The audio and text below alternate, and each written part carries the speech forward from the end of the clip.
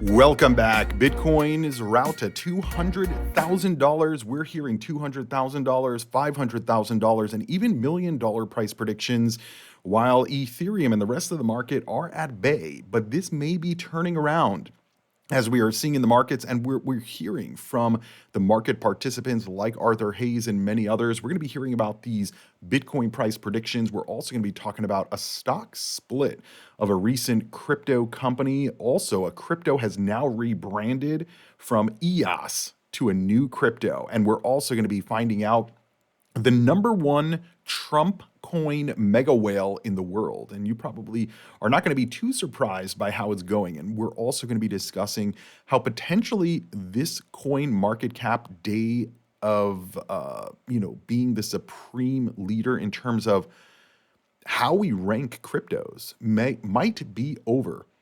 And so we're going to be discussing all of that and more in today's video. Make sure you guys are subscribed to the channel. Give the video a free thumbs up. I upload almost every single day to bring you the latest happening in the financial world. Thumbs up are free. Crypto is not. Let's get right into today's topics. And if you're new to this channel, we talk about crypto and do deep dives into what is going on in the markets. And sometimes we even take deep dives into the individual cryptocurrency blockchain ecosystems to understand, are these good investments? What does the market look like? When is the market going to top? When is the market going to bottom? When do we enter? When do we exit? That's what we talk about on this channel. So if you're not already subscribed, hit that subscribe button. That way you never miss any of this content. Let's get right into today's topics, starting here with Anthony Scaramucci.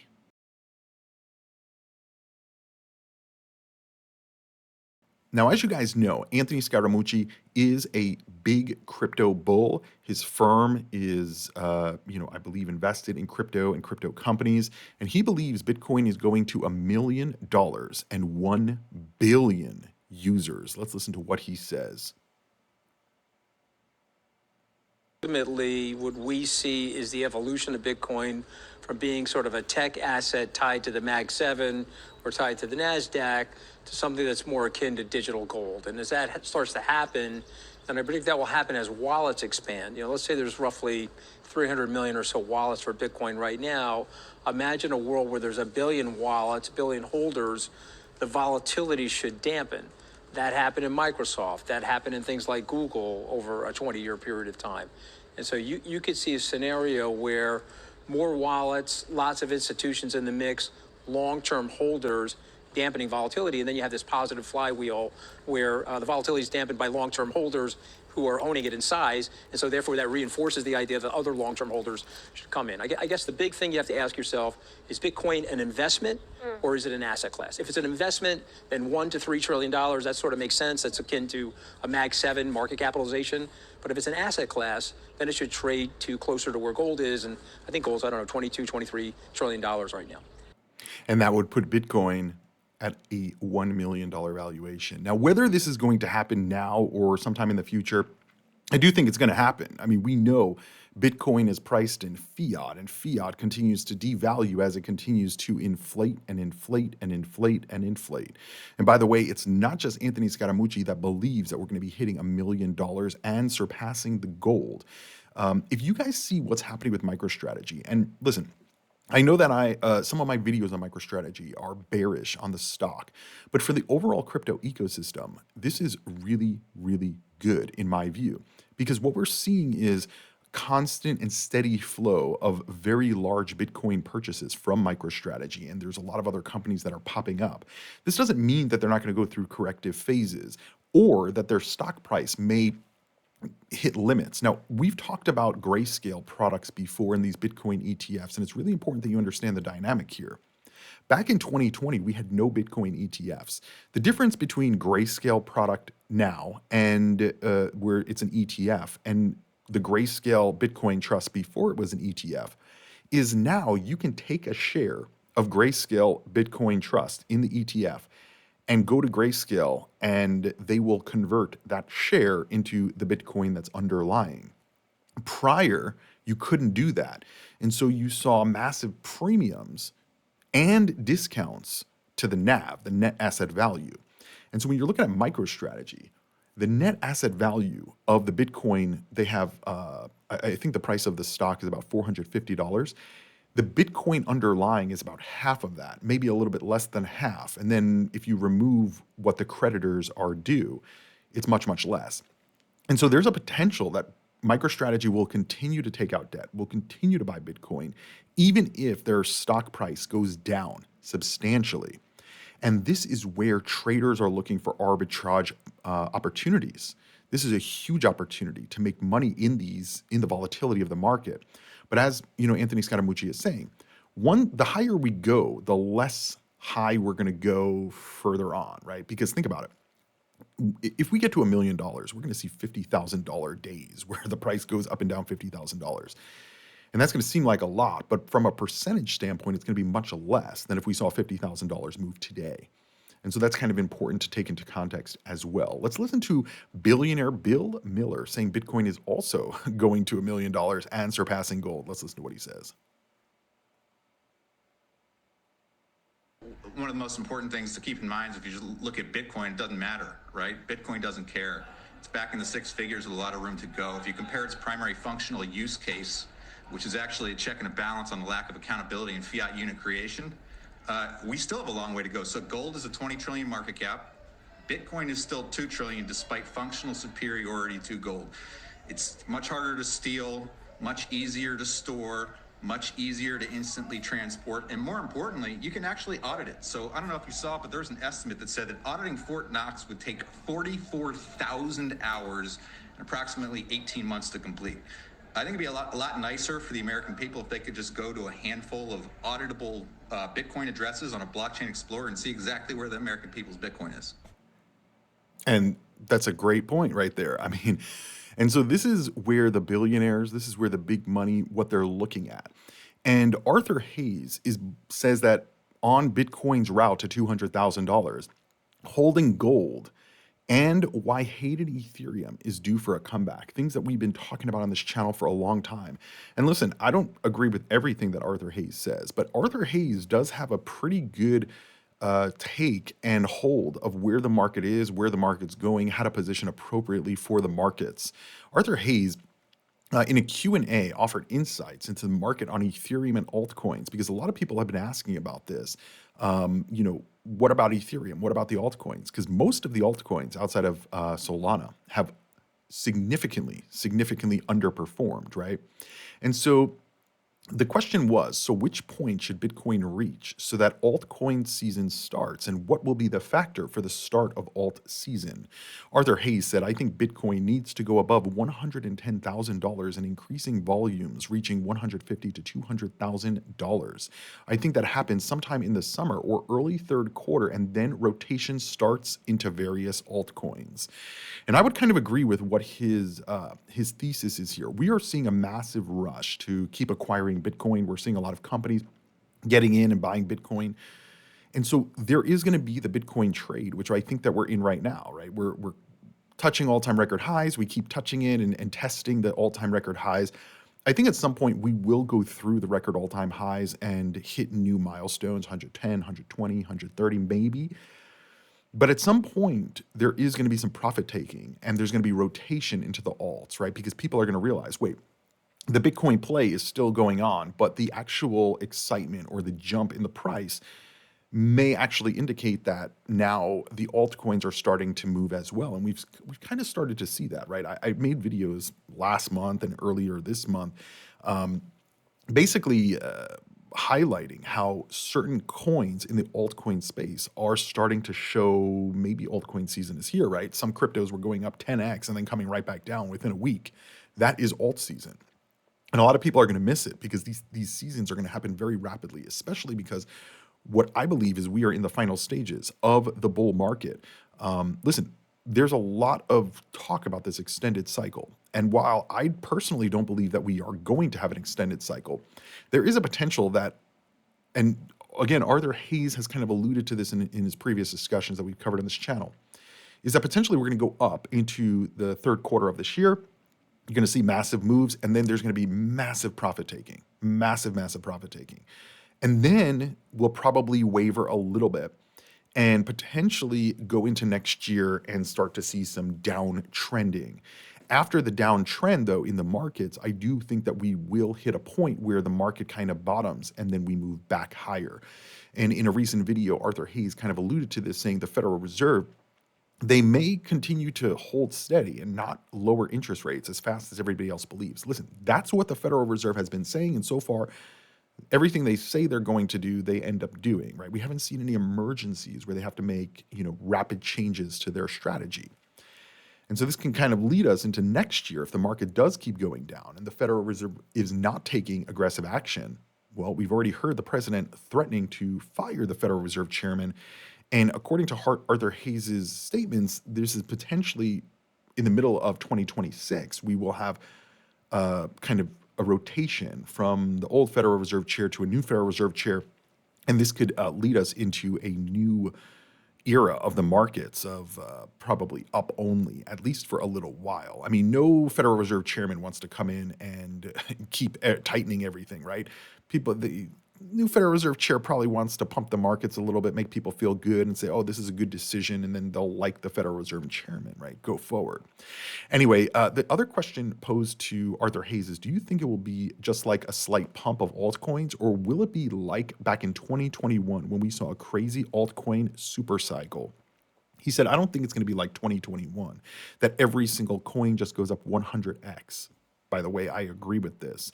He said, we'll have a new narrative that people are going to try to fade, and it'll trade some crazy price. But the old dino coins, which are decentralization in name only, not dinosaur coins, they're dino, decentralized in name only, where these blockchains state that they're fully decentralized, but they are actually centralized and centrally controlled. We've actually seen examples of this and some of the coins as of recent, XRP, Cardano, etc. He said, the old dino coins in your portfolio that aren't moving probably aren't moving for a reason. I think a lot of those coins have a high, fully diluted value, low float, no customers, no revenue, just some centralized exchange listings that went down 95%. I really don't, I don't see why those should do well in the next cycle. And I would agree. Guys, where are we? Right? We're in the end stages of the cycle. And so what have we been talking about all this year on the channel?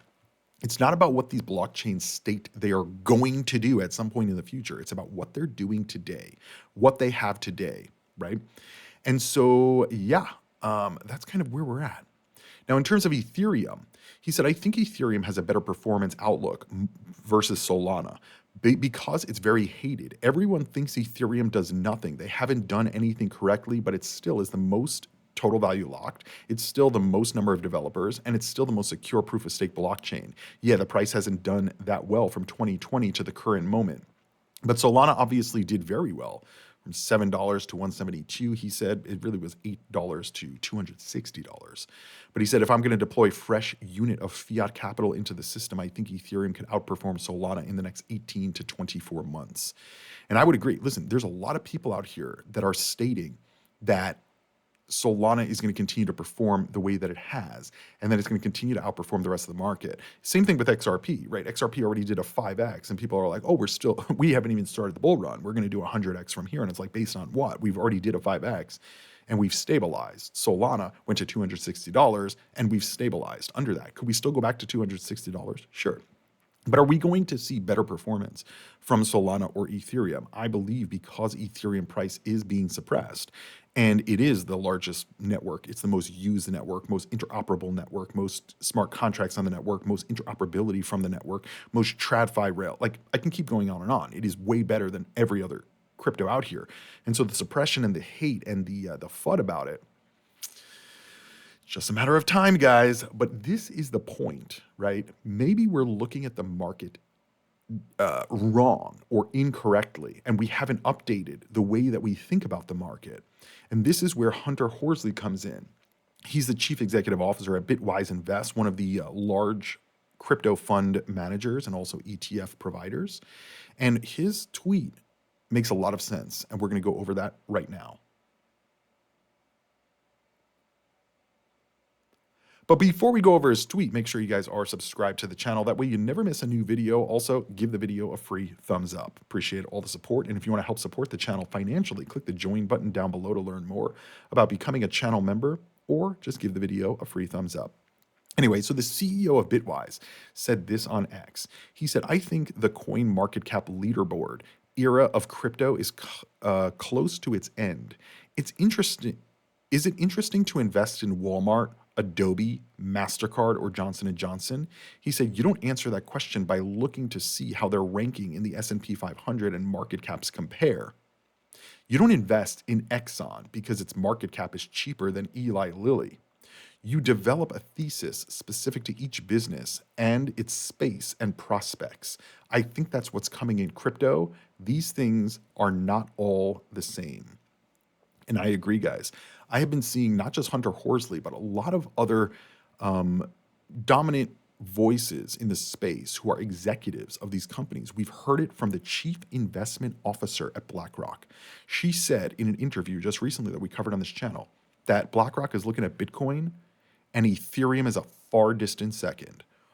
And what we're seeing also is that a lot of these venture capital funds and fund managers and billionaires, Bill Miller, Anthony Scaramucci, all of these different like companies and executives who are looking into crypto. They're not just looking at the market cap. Yeah, they may look at, the cryptos in the top 10 because they're based on market cap. But what Hunter Horsley is saying is accurate. And by the way, he's the CEO of Bitwise. You don't think that he's talking to millionaires and billionaires and investors and seeing like, what do you think about the market? Of course he is. And this also tells me that the Wall Street firms, they're not looking at the cryptos based on market cap anymore, period. Maybe they are in some sense to see liquidity and volume and all of that, but they're looking at the technology. And so that's where we are in the cycle. And what I've been saying since the beginning of the year is you need to focus on the tech and ignore the noise. Meme coins, no technology, no fundamentals. It's just fun and gambling. It's literally gambling. It's like going to a claw machine. The claw machine is rigged. Like they have claw machine stores, like they just stores with claw machines. And it's like, obviously, they're all rigged, and maybe 1 out of 50 plays, the actual claw will actually grab the thing, right? And so that's not what they're doing here. They're not just playing the claw game and hoping they pick a good crypto. They're looking at the fundamentals. They're looking at what the technology is, how much usage, how much adoption, how much development. And to be honest with you guys, a lot of these cryptos in the top 20 have zero of all of that, right? XRP does have a lot of, very high-end usage around the world. So I'm not going to really too much harp on XRP, but Binance. Binance uses BNB chain, but who else does? Do businesses, do companies outside of Binance? I don't know the answer to that question, but I'm thinking probably no.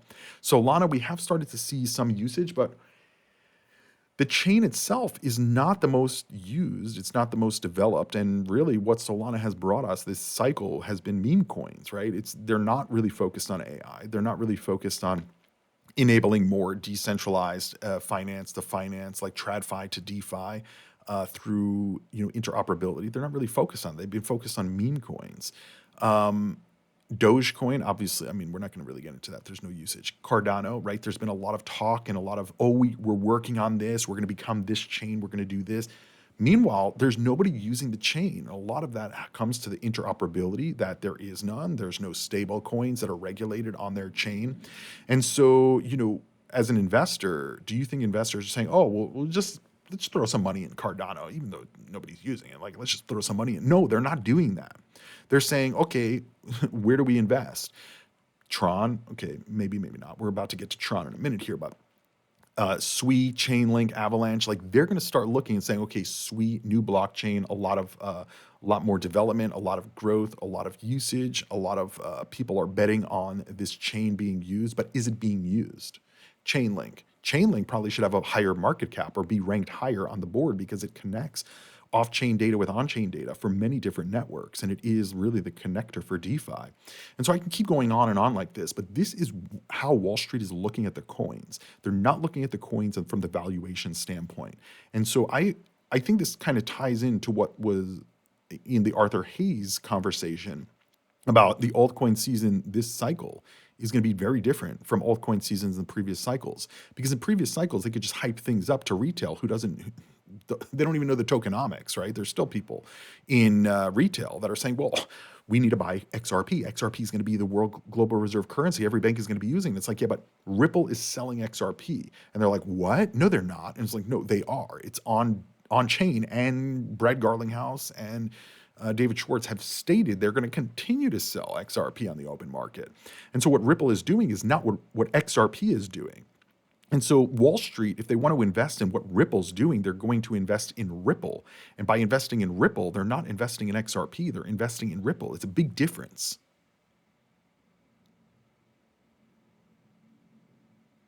And so you as a holder, you as an investor need to understand this, because there's a lot of people that don't, and they don't care. Like, you could tell them a million times, like, Wall Street is not buying XRP because Ripple is selling it, and it doesn't have anything to do with Ripple's technology, right? You can use it as part of Ripple's technology, but you don't have to use it, and Ripple doesn't have to use it. Otherwise, why would they be selling it?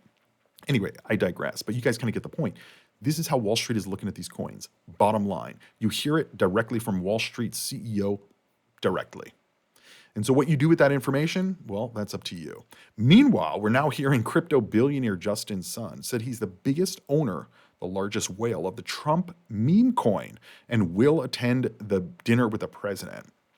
And so, Justin Sun said he's going to go to the event for the Trump meme coin. He said, as the top holder of Trump, I'm excited to connect with everyone, talk crypto, and discuss the future of the industry.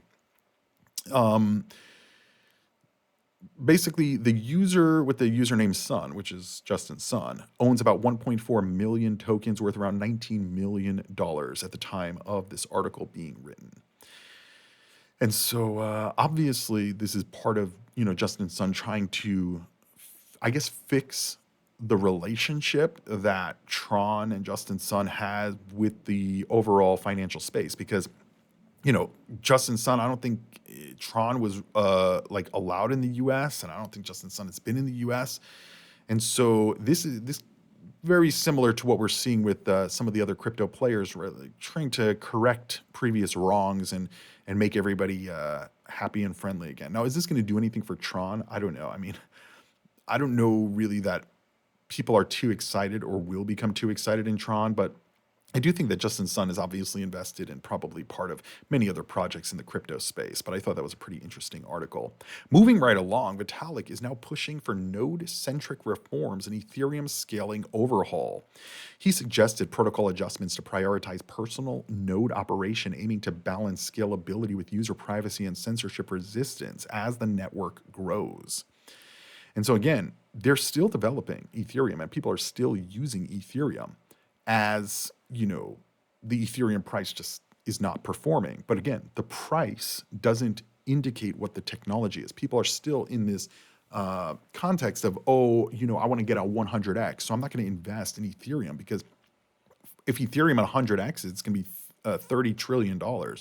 So this is very unlikely that it's going to happen. It's more likely to happen with XRP or with, one of coin number 8,252, right?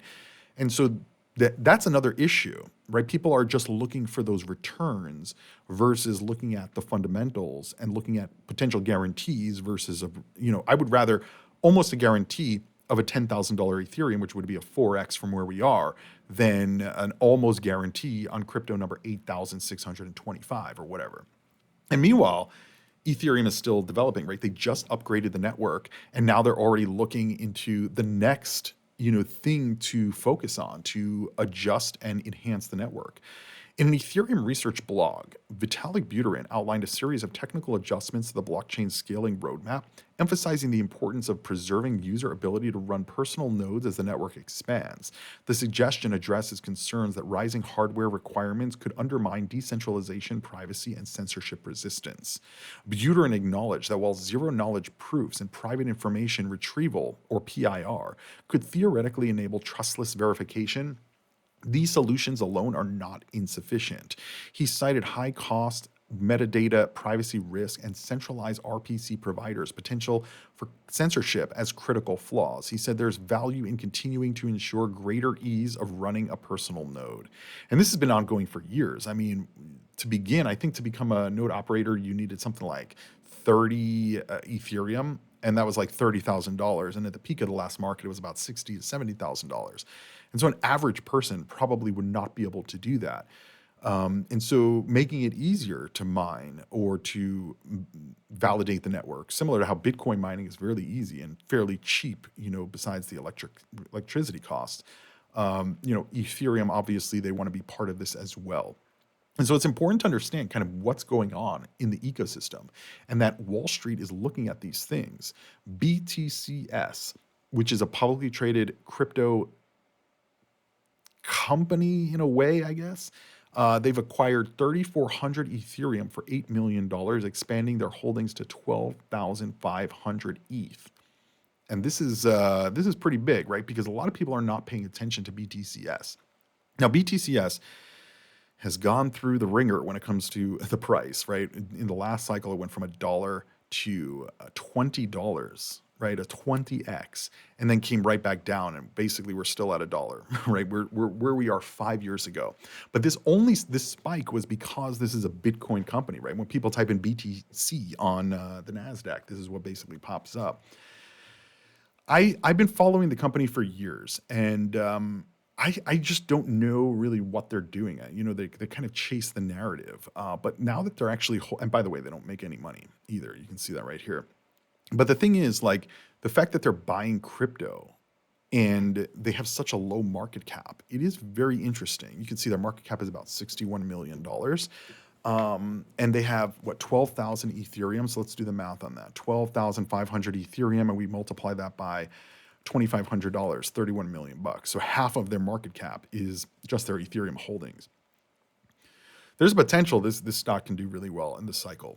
I'm not saying buy it, but it's interesting that they're not getting a lot of attention from anybody in the crypto industry when the likes of MicroStrategy and DeFi Development Corp are. DeFi Development Corp executes a 7-for-1 stock split. Now, we've been talking about DeFi Development Corp. This was formerly a company called Janover, and then it was purchased by some Solana developers or previous Solana developers.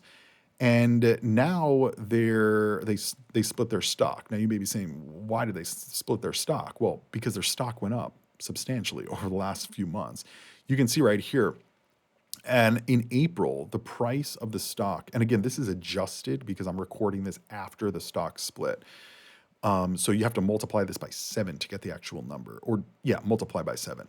So effectively, in the beginning of April, the price was about 70 cents, and now it's at $24. So 70 cents, if we multiply that by 7, it was $4.90. So basically about $5. And now the price is showing $30. So if we do $30 times 7, it's $210. So $210 divided by 5, it went up 42x in just the last 2 months. 42x. If I'm doing the math on that right, I think I am. It's gone up very substantially. A lot of this is speculation and excitement about what they're doing because they are buying large quantities of Solana. But I think that there's a lot of risk here. Listen, there's a lot of potential upside, and this is what I think this gets a lot of investors like you and I, right? Retail investors, because you see the price going up and then you see them do a stock split and you're like, yeah, it's going to go up even higher, right? Because the point of a stock split is to push the price down, right? We went from $210 to $25 or $30, right? And so people look at $210, they're like, that's too expensive. They look at $20, they're like, oh, that's not that expensive. But remember, this company, all they do right now is purchase Solana, right? They may do other stuff in the future. They may invest in development and all of this for the ecosystem. But right now, it's just about the money that's coming out of this stock, right? And so if you jump in now, after we already did a 42x, effectively you're buying the top and you're buying the hype, you're buying the FOMO. So you are FOMOing in. And what happens when you FOMO? You lose. You lose. Because here's the deal. We already went up 40x. So people who are buying now, they're buying because they think they're going to get another 40x or another 20x. And maybe it will. But you also have to understand they're buying Solana. And where is Solana? Based on my thesis of the market, Solana is the best performing crypto of this cycle for the last 2 years, and it's already hit all-time record highs. And so the likelihood that Solana is going to go higher versus lower, I don't know. I think that we're towards the end of the bull run, right? At least for this post-halving cycle. And I think that Solana's price kind of jumped its technological capabilities. And so if I were to FOMO into DeFi Development Corp now that it's post-split, and then the Solana price drops by 50%, what do you think is going to happen to the stock price? Because again, going back to what MicroStrategy is doing, there could be a huge premium on the price that you're paying right now. You're paying $400, let's say, for a MicroStrategy share, and the underlying Bitcoin, which was paid for with debt, so it's not really yours as a shareholder, but even if we just said it was, you're only getting about $150 to $200 in Bitcoin. So you're paying $400 for the stock to get $200 in Bitcoin. And the same thing is happening here with DeFi Development Corp. I don't know the exact numbers, but it's overvalued. Like they have more valuation than they have Solana. And so if the Solana price drops by 50%, which I think is very possible. I mean, we almost hit under $100 in the last month. So the likelihood we're going under $100 at some point is highly likely. And so a 50% drop in the price of Solana, in my view, would be more than a 50% drop in DeFi Development Corp. Maybe not immediately, but shortly thereafter. And so it's not worth the risk, right? And even focusing on this stock, because a lot of people would say, but Cryptoviser, what if it drops 50%? Should I buy it then? And it's like you're anticipating what's going to happen and then trying to figure out what you're going to do in your portfolio if that does happen. And that it's FOMO. It's still FOMO, right? I only look at a stock and I say, is this going on the watch list? Am I buying it or am I just ignoring it? Right? There's three things. And so this would probably go on a watch list where you monitor it, you kind of just look at it, watch it, wait for some floor, right? A floor to get created in the price. Because a lot of people, they'll just look at this and if it drops in half, they'll say, oh, I'm buying it because it's so bullish. And it's like, wait, but the trend is your friend. If the trend means the price is going down in Solana and the price is going down in DeFi Development Corp, and we're at the end of the Bitcoin halving bull run, right? 12 to 18 months after the Bitcoin halving cycle occurs, maybe you should just wait, right? And just really not invest in it, because otherwise you get involved in the FOMO and you'll miss it, right? Even if you're like, oh, I'll just buy it here, and if it doubles, I'll sell it. Well, then if it doubles, you're going to say, nah, I'll just wait a little bit longer. And again, you just end up losing. So we are in the hype cycle right now. We're in the FOMO cycle where people are looking at this and saying, shit, I got to buy it before it splits again. They're doing the same thing with MicroStrategy. And by the way, I don't even think MicroStrategy is going to split. But that doesn't mean there's not a lot of good things happening in Solana, because there is. Chainlink just launched on Solana. The Chainlink cross-chain interoperability protocol has launched on Solana, linking $19 billion of assets. And so as much as I am not a fan of Solana, I still have to acknowledge that Solana has very high integration of interoperability protocols like Chainlink, like bridges. So you're able to move value because Solana is interconnected into the Chainlink ecosystem, the Ethereum ecosystem, the USDC ecosystem. They're able to move money around. And this is where we were talking about earlier in the video. Hunter Horsley saying CoinMarketCap is no longer a valid leaderboard. Because if you look at high interoperability, high smart contract usage, high DeFi usage, if you look at the top 10, XRP has none of that. Cardano has none of that. Binance doesn't really have a lot of that, right? You could argue that it does because it's connected to Tether, not USDC. So maybe Binance does have that. Solana has it. USDC has it. Dogecoin does not have it. Cardano does not have it. And Tron, again, similar to BNB, kind of has it, kind of doesn't. And so when we look at the top 10, half of these protocols don't have DeFi usage, don't have interoperability, don't have cross-chain interoperability through Chainlink. And by the way, Chainlink also doesn't just do interoperability between chains. It brings off-chain data on-chain. And so how could these cryptos that don't have any of this technology and capabilities, and by the way, that are not even connected to the wider crypto ecosystem like Ethereum and Solana, how can these still be in the top 10? How can these be ranked among the top 10? They shouldn't be. Because yeah, their valuation may be high, but they can't do any of the things the other blockchains can do, even though they say, oh, we're working on it. We're going to get it in the future. Well, it's 2025, guys. Like, how do you not have that already? And so these are going to be the winners. As much as I'm not a Solana fan, a lot of money is getting pumped into it again, right? Another cycle.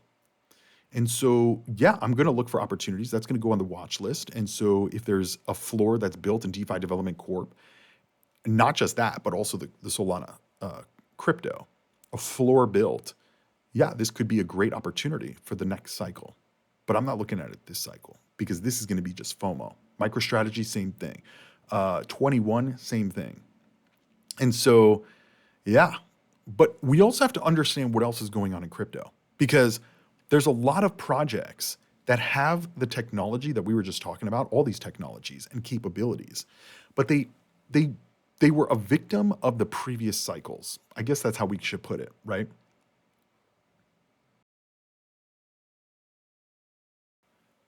Now, what do I mean by victim of previous cycles? Well, if we look at EOS, EOS does have technology. They definitely have been developing over the last couple of years.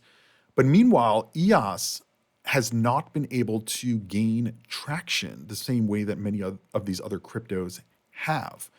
And so more recently, we have now seen that EOS has rebranded. And EOS is no longer. EOS is now Volta. So this guy, Yves, who is the architect at XSAT Network and the CEO of the Volta Foundation, he said it's been a long journey, but here we are, one step at a time. Through Volta's Web3 banking operating system, our mission is to democratize financial services once reserved for institutions or private banking clients. By leveraging blockchain technology to cut administrative burdens and costs, we can make these opportunities accessible to everyone. And he posted this video of, I guess that's him, a big beard samurai. Okay, interesting. And he does have a big beard. Maybe he needs to trim that down a little bit. But anyway, Volta Foundation CEO unveiled the rebrand of Volta and the Web3 banking revolution at the Blockworks Digital Assets Summit. And he said the name Volta reflects blockchain and ledger. Think vault, which ties into financial and security. After 6.5 years, we've had zero downtime. Let's listen to what he says. Today, we're announcing, and I guess I'm announcing it now, the name of the EOS is going to be Volta. Volta has, etymology in terms of blockchain ledger. So the obvious connection there. First thing you think of when you hear Volta is a vault. So you got that finance, that security. EOS has been running for 6.5 years with literally zero downtime, no hacks, and then a bunch of other reasons. But essentially, we're rebranding to be able to close that gap between who we are, where we come from, and more importantly, where we're going. And where we're going is really where we see this opportunity in that Web3 banking open finance space. Very interesting, and also very interesting timing here.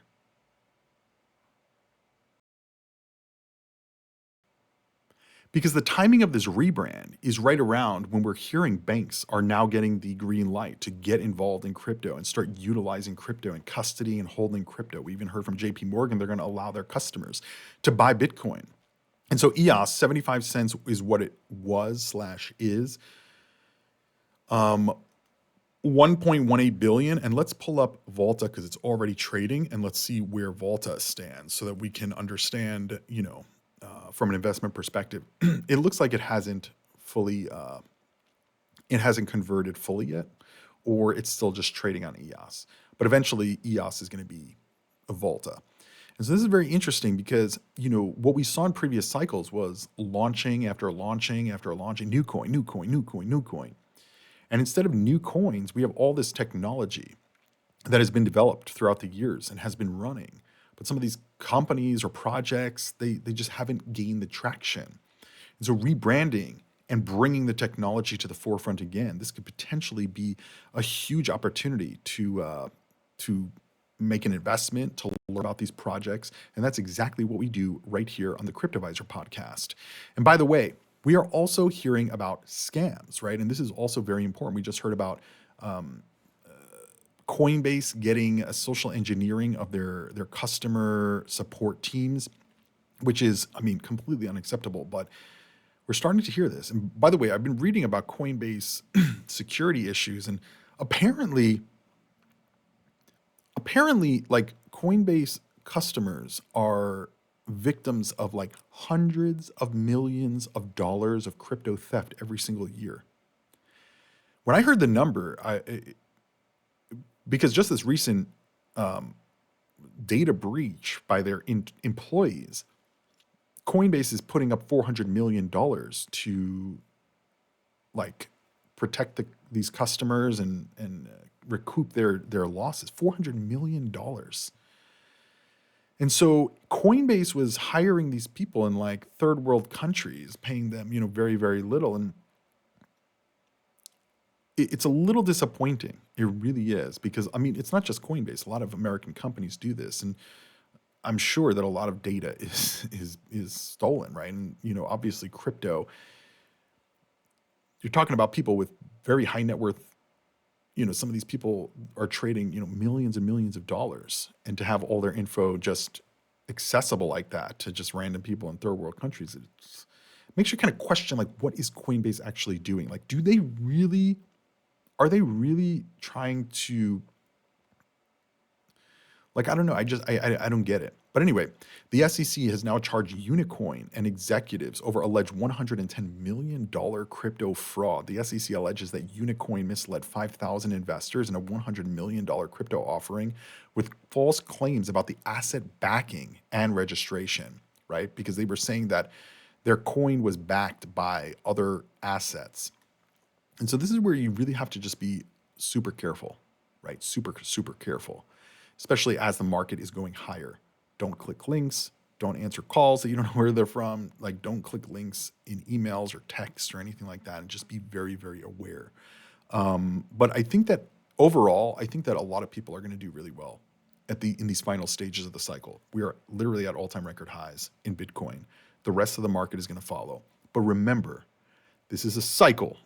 Take profits and enjoy those profits, right? Utilize them. Go on a vacation, pay off your debt, get your family or your best friend a gift, right? Do something nice for people if you're making good money, because you have to give back. There's a lot of people who don't understand all of this stuff that's going on in crypto. They're not following this on a regular, everyday basis. And some people find it very boring. I mean, it is very boring looking at charts and numbers and the same shit every single day. But we're doing this to protect our financial futures and our retirements, right? And we have to keep in mind a lot of people are not doing this. And we have to remember that some people are in other situations where they don't have the time, they don't have the money, they don't have the resources. Maybe they just don't really understand it, right?